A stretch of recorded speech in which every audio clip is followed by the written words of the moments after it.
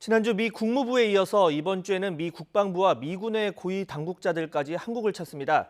종료가 임박한 한일 군사정보보호협정 지소미아 연장과 함께 또 방위비 분담금 대폭 인상을 요구할 것으로 보여서 한미동맹이 중대 고비를 맞고 있습니다. 왕선택 통일외교 전문기자와 자세한 이야기 나눠보겠습니다. 왕선택 기자. 네, 왕선택입니다. 네, 미국 정부 고위 당국자들의 이 연이은 방안 일부는 우리 정부를 압박하는 행보로 관측을 하는데 맞는 분석인가요? 단순하게 이것을 압박 행보다 아니다라고 잘라서 말하기 어려운 사안이라고 하겠습니다. 지난주와 이번 주 미국 정부 고위 당국자 방안은 오래전에 잡혀 있었던 회의 일정 때문이었습니다. 한국을 압박하기 위해서 만든 일정이 아닙니다.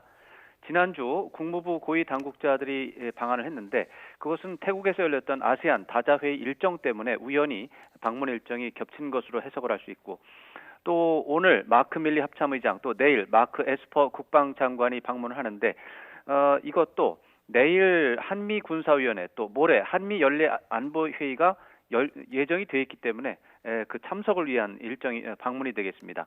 물론 핵심 의제 가운데 지소미아와 또 방위비 문제가 포함이 된 것은 사실입니다.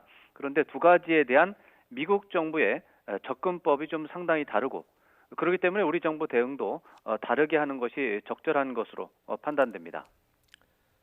네, 오래전부터 잡혀있던 계획이다 이렇게 말씀을 해주셨고, 자, 지소미아 문제 그리고 방위비 문제가 연계가 되면 우리에게 좀 유리하지는 않을 것으로 관측이 되고 있는데, 그렇다면 미국을 상대로 어떻게 이 둘을 구분하는 전략을 짜야 할까요? 네, 기본적으로 두 가지가 다른 사안입니다. 미국이 다르게 접근하고 있습니다. 지소미아 문제에 대해서 미국은 한국 정부를 매우 강하게 압박하는 것이 사실입니다. 최근에도 미 국방부와 군부에서는 지소미아 종료는 북한과 중국을 이롭게 하는 것이다, 또 한미 동맹과 한미일 군사협력과 대응태세를 약화시키는 것이다라고 공개적으로 발언하고 있습니다.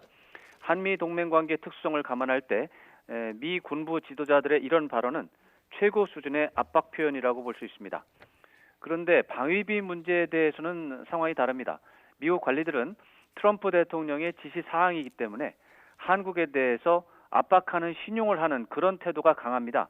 미국 관리들은 터무니없는 방위비 인상 요구가 한국의 반미 정서를 자극한다는 것을 알기 때문에 압박보다는 현재는 일종의 심리전을 전개하는 것으로 해석할 수 있습니다.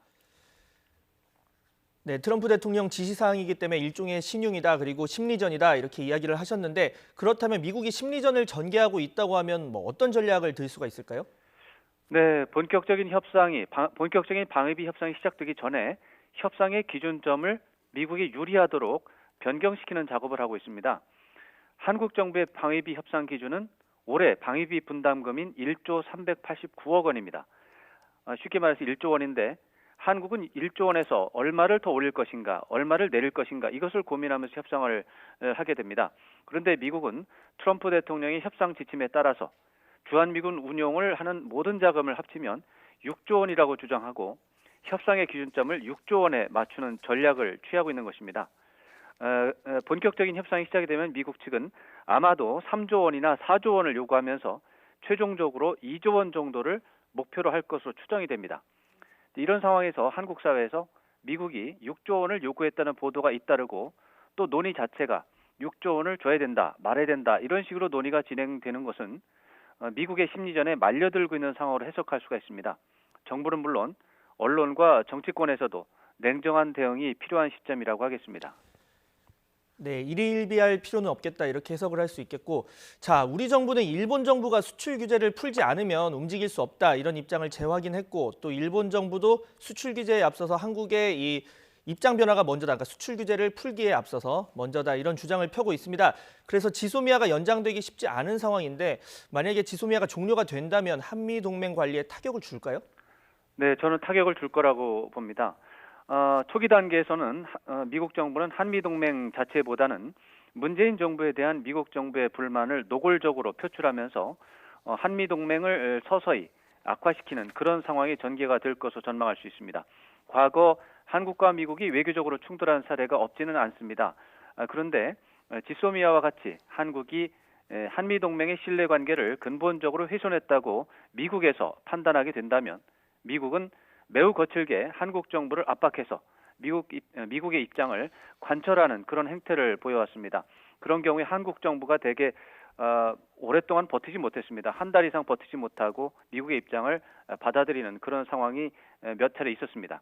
미국은 앞으로 한 열흘 정도 남았는데 지소미아 연장을 위해서 총력전을 펼칠 것이고 또 그럼에도 불구하고 지소미아가 종료된다면 원상복구가 이루어질 때까지 압박을 멈추지 않을 것이다. 이렇게 예상을 할 수 있습니다.